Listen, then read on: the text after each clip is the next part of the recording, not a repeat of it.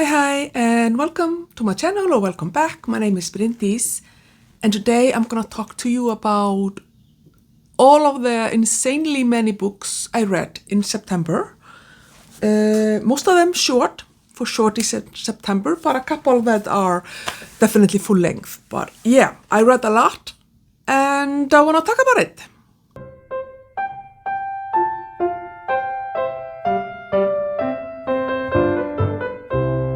I will say that September is one of the best reading months so far this year. Like, I read so many good books, good stories. I've just been reveling in the enjoyment of good quality literature. It's just been so fantastic. But so Shorty September, I participated in that with Agusto. Is that what you say? With gusto. You know, I went all in for sure. I do have a video that I uploaded about 2 weeks ago, a vlog of reading 7 books in 7 days, Shorty September edition. And these are the books. Well, these are 7 stories in 7 days. So these are 6 books. So I'm not gonna go into those in this video. So if you want to know more, I'm just gonna tell you what books they are. And if you're curious as to how I like them, you can go and check out that video. But first I read Graham Greene's The Third Man, and then The Fallen Idol. I read Ernest Hemingway's Old Man and the Sea. Probably going to be in my top 5 for the year. Loved it. Claire Keegan's The Forester's Daughter. Truman Capote's Breakfast at Tiffany's. The Great Gatsby by F. Scott Fitzgerald, also excellent. And Pygmalion by George Bernard Shaw. So this is My Fair Lady, in case you don't know. So yeah, those were the 7 stories that I read for that, in 7 days, and had a blast. So the other books that I read specifically for Shorty September I read the Aspirin Papers by Henry James. So I've read The Turn of the Screw before, and since I have this copy with both of these stories or books in one copy, I thought it would be a great idea to read the Aspirin Papers and just get this book off my TBR shelf so that I can just, sorry, I have my notes here. Yeah, put this one on my other shelves, books that I've read and that I enjoyed. And I did. I enjoyed the Aspirin Papers. It takes place in Venice, and I really enjoyed reading that. I've been to Venice once. It's like 2006, so it's like a long time ago. But it was such an interesting experience, just seeing the gondolas and the city basically sinking into the sea. It's remarkable. I'm not going to recommend that you go there because I know they don't really need more tourists. It's become quite a problem, I think, in Venice and some other cities, obviously in Europe. But yes, it's a really interesting place to visit for sure, and I really enjoyed it. The Aspirin Papers takes place there, and I actually really enjoyed this book. I thought the story was very interesting, really excellent, like descriptions of the characters and of their surroundings, and a very interesting inner dialogue of the main character, who was kind of amoral or unethical in what he was doing. But yeah, so I don't know what more to tell you. I really enjoyed it, and I gave it 4 stars. The next book that I read was To the Lighthouse by Virginia Woolf, and I actually listened to this as an audiobook narrated by Juliet Stevenson. She is the gem, absolute gem. Oh, this book is so beautiful. I loved it so much. 5 stars. It's just the writing, the descriptions, the metaphors. Sometimes it just felt like a poem. And it's quite sad, but still, it's not like overwhelmingly sad. It was just pure joy. I mean, obviously Juliet Stevenson probably made the experience even better than if I had read it myself, but whoa. So this is almost 250 pages. I think it's 200,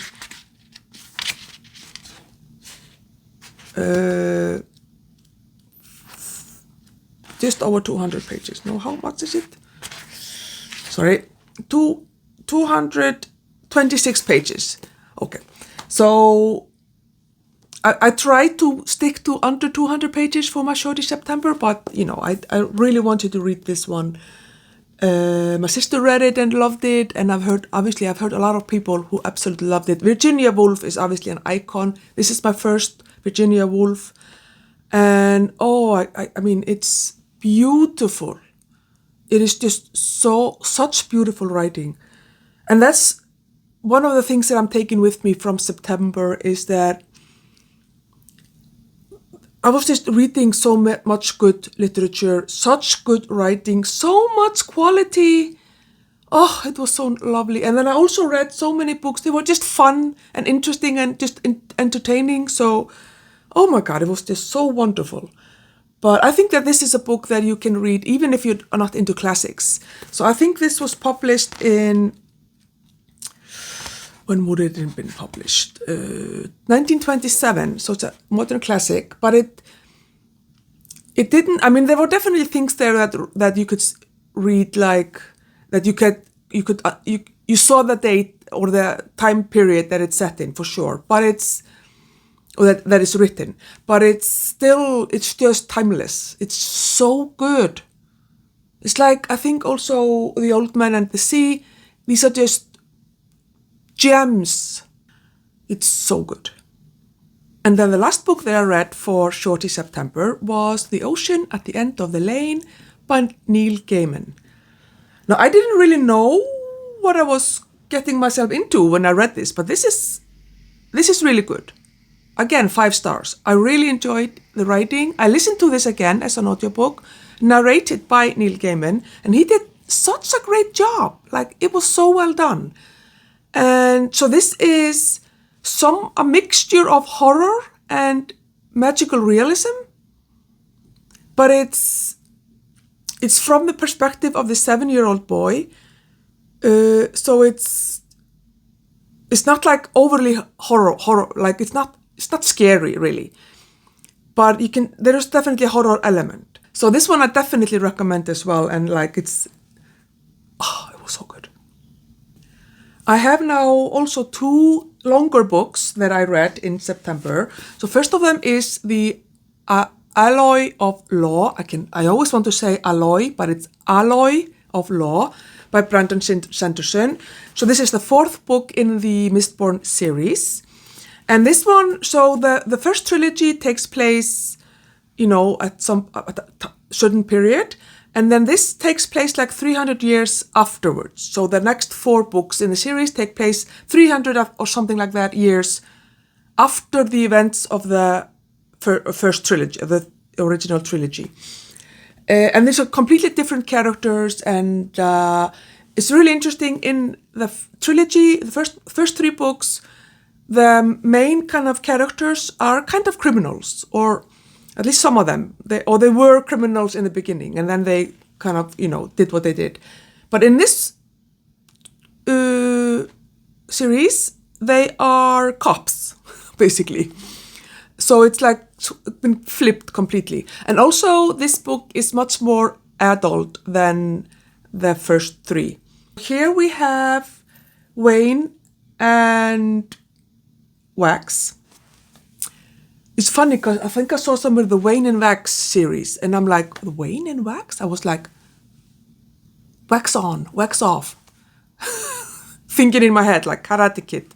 But no, it's the name of the main characters. So Wax or Waxillion or something like that, and Wayne are the main characters. So there are like kind of basically 3 main characters. These two guys and this young girl or young woman who is kind of are like fighting the bad people, basically. So I really did enjoy it. I'm giving it 4 stars. I don't find that it's as like it didn't capture me as crazy as the trilogy did, the first 3 books, because those I just like devoured in a month. I couldn't stop reading them, and they are like chunky books. This is not as chunky, but it still took me a while to read it because it wasn't as... I mean, it's not bad. I enjoyed it. Like 4 stars is a really good rating for sure. And I'm gonna continue to read the rest of the books, but it was fun, and it's interesting to see how the characters from the first 3 books have become kind of gods and like part of this religion, and there are like these different type of religion connected with the characters from the first 3 books. So it's very the world building, the magic system. It is 58 stars. Like, it's so good. Brandon Sanderson is so good at that, and I will 100% recommend reading the Mistborn series. At least so far, 4 books in, but yeah, the Alloy of Law. And then I read a big one as well, 350 pages approximately. So this is a Halldór Laxness book called Brekkukotsannál. Brekkukotsannál. Brekkukotsannál. Say that 3 times fast, people. I think it's called Where the Fishing, something like that in English. Oh, this was so good. I loved this book so much. Halldór Laxness, he is so good at creating these absolutely wonderful characters that you either love or you don't like at all. And his commentary on Icelandic culture and traditions is so spot on. It's like, oh my God, you've been seen. Or, Icelandic culture has changed quite a lot in the last 20, 30 years. We've become much more of a multicultural society, but in his day, we definitely were not. There were no foreigners here except some Danish people and a few German merchants, but mostly just Icelandic peasants, basically.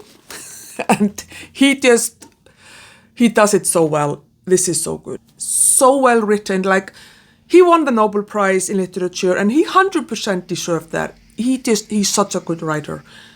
And I just love the way he uses language, and I'm becoming a big Halldór Laxness fan, I have to say. In total, I read like 23 books / stories in September. They're not like complete books because some of them are just super short, right? Shorties and stuff like that. But 23 of them in total, so that's really good. A lot of them were Agatha Christie. I went a little bit crazy with Agatha Christie this month. I just wanted to read Poirot so much, and so I would say that some of these books are shorties. They are most of the audiobooks for these, most of them that I listened to all of these as audiobooks. Okay, let's start with that. Most of them were narrated by Hugh Fraser, who I love his narration and his performance of these books. And most of them are around 6 hours. And I think most of these books are between 225 to 250, 60 something. So they are technically kind of almost shorties, which is why I was able to read so many of them. As you can see, I did nothing in September except work, insane hours, travel a lot, and listen to Agatha Christie. Or listen to books in general, or read books. I didn't really do anything socially because I was so tired every evening and every weekend. I would just lay in my couch and either read or listen to books. And I'm definitely behind on BookTube and commenting and doing all these things, watching videos. So I was just reading because I needed to just completely switch my brain from academia and all the things that I'm doing for my work and my PhD to books. And it's been wonderful. wonderful. And it's why I was able to read so many books, even though a lot of them were short. Anyway, so the Agatha Christie books, I think that's what I was going to try to talk to you about in this clip. So the first Agatha Christie that I read was Death in the Clouds, or Death in the Air, as it's called here. And this was very interesting. You know, the murder takes place on a plane. And interestingly, I was on a plane when I was listening to a big chunk of this book. I was flying to London Gatwick, and it's about 2.5 hour flight from Iceland, going to Brighton. So I listened to about 2, maybe a little bit over 2 hours of this book as I was sitting on the plane. And yeah, that was interesting. Definitely planes at this time period were a little bit different. There were definitely more space because I felt like a sardine on my plane, but there was a lot of much more service and stuff like that in Poirot's plane for sure. But yeah, it was fun, and it was quite sensational. And one of the characters says this was very sensational murder. This is like a plot in a murder mystery book. Agatha Christie does that quite often. She's like references. This is like, you know, not like in the detective stories or something like that. So that was fun. Yeah, but I thought it was fine. It was really good. I gave it 4 stars, I think. Yeah, 4 stars. And, interesting plot and fun characters and stuff like that. So, yeah, pretty good. Then we have the ABC Murders, which I loved very much. This is a little bit different from a lot of her books because there's a serial killer in this book. And it's quite brutal, I think, also. Maybe a little bit more serious possibly than some other books because of, I don't want to spoil it or do anything like that. But I really loved it. And I thought it was very interesting that one of the people who were trying to solve this serial killer murders was an alienist. And an alienist, in case you don't know, is basically what would now be called a profiler. So it's like a psychiatrist, a psychological insight into the murderer's mind, serial killer mind.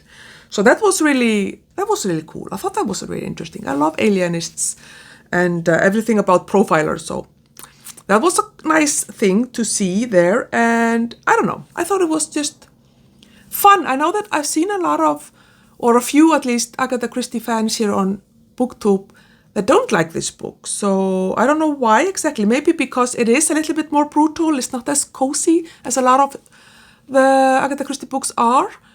But for me, it's fine. I really enjoyed it. I like serial killer books.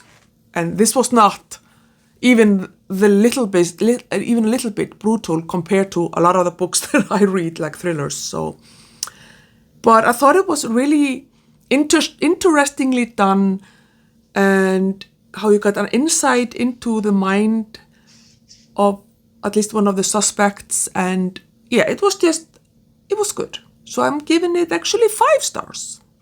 The next book I read was Murder in Mesopotamia. And I also really liked it. I really liked the plot, the twists, the who done it or who we think it done it, and all these things, all the red herrings and all the like fake breadcrumbs that you're given.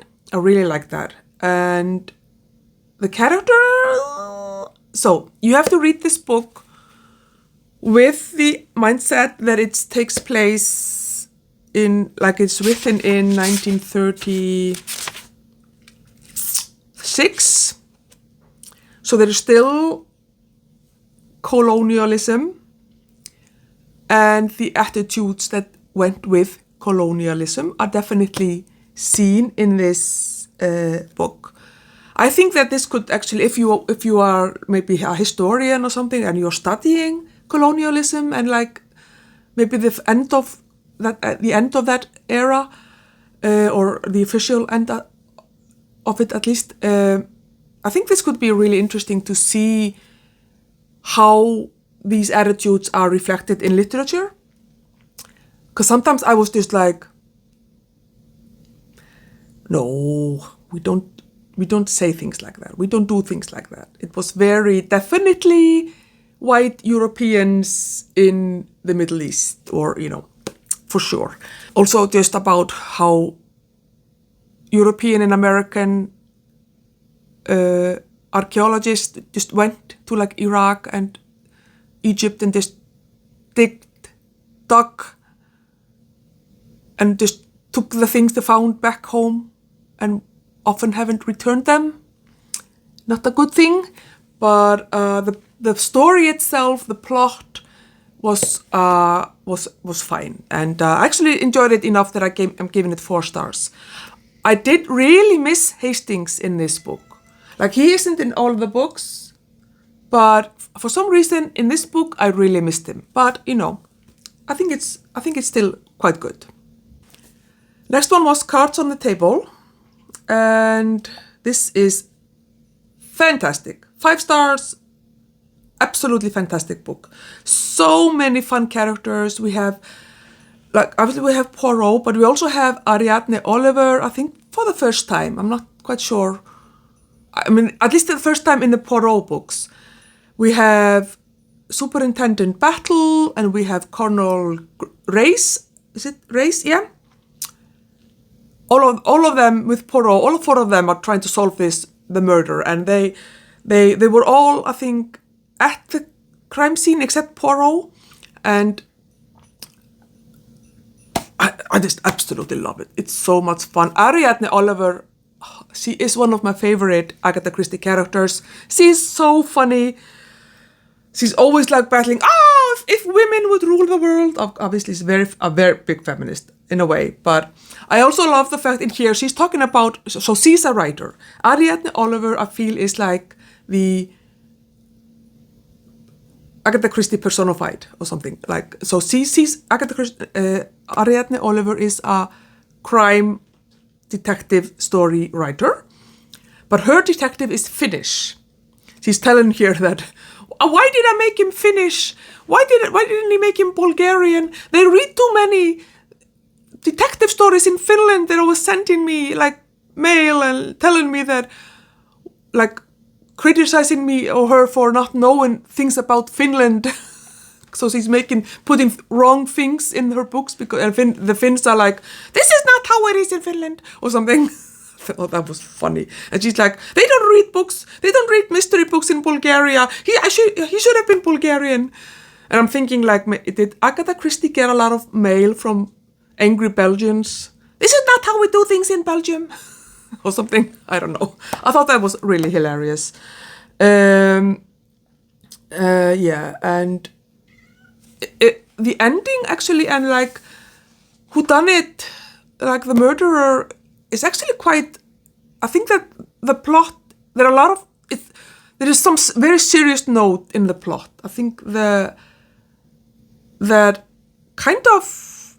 I think she offsets with the humor from the other characters, so it doesn't. It's not like too serious, because I think that actually, if you would take out Ariadne Oliver, at least, it would be a very serious book actually.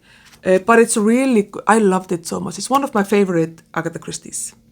Then we have Dum Witness, or Poirot Loses a Client.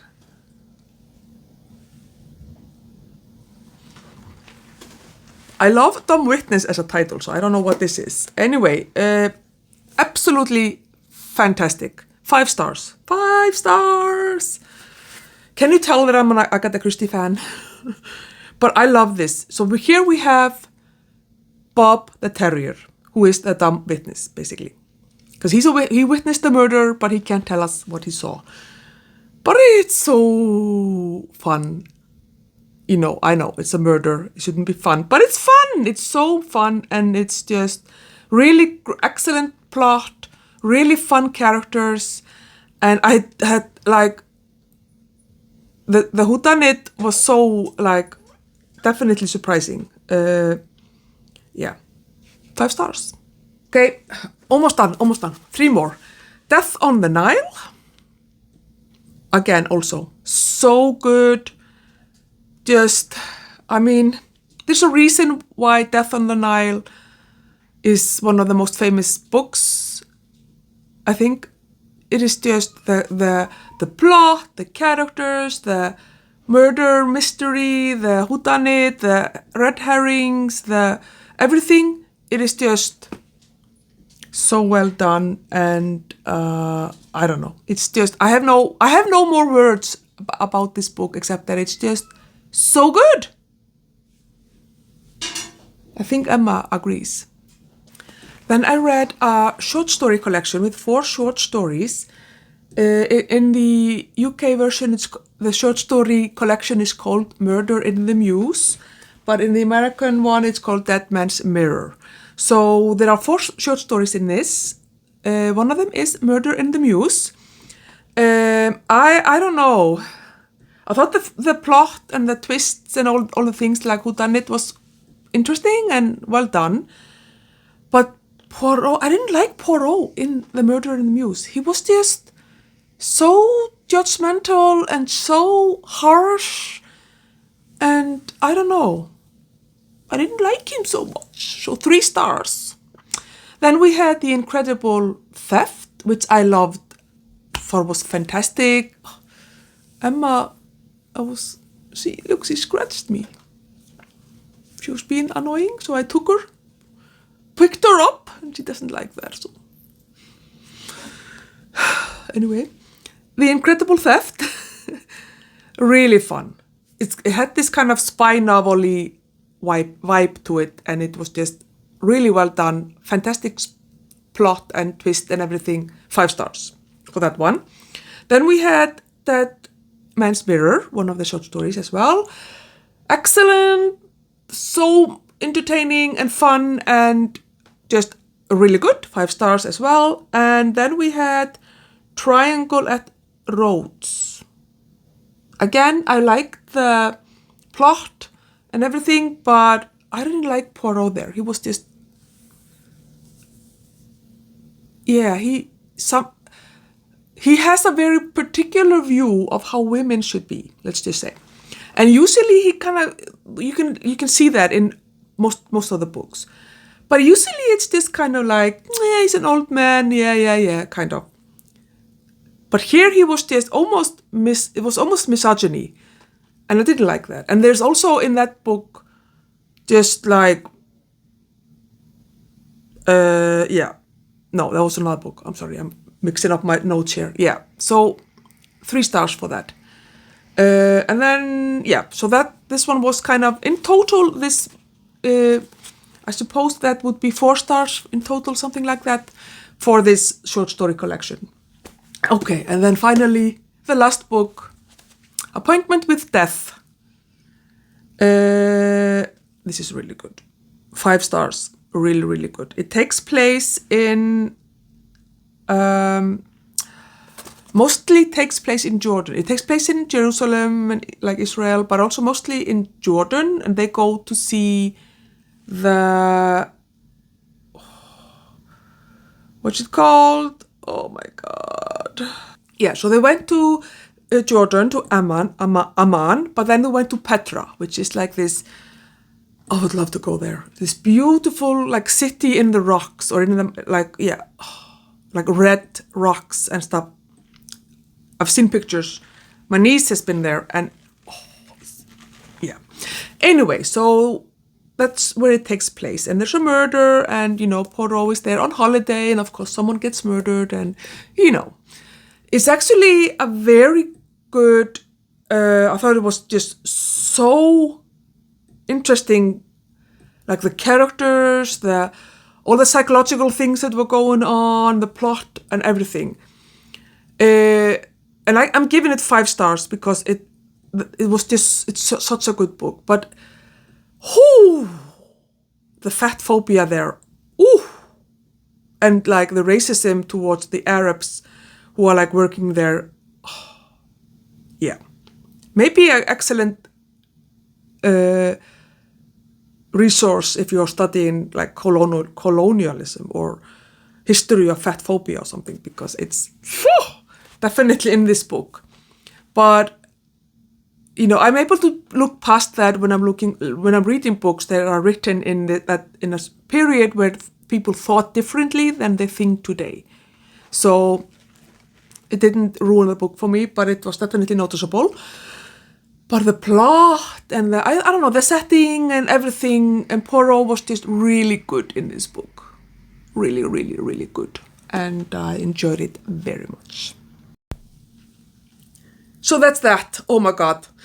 All the books I read in September. Oh, like I said, the most fantastic reading month. We'll see how October lives up to it, if it's gonna give September a run for its money. I don't necessarily think so, but you never know. Let me know if you read any of these books, or if any of you agree with my short little reviews. Are you interested in reading any of these books and all of those things? And let's have a chat in the comments. Thank you for watching, and I will see you in my next one. Bye!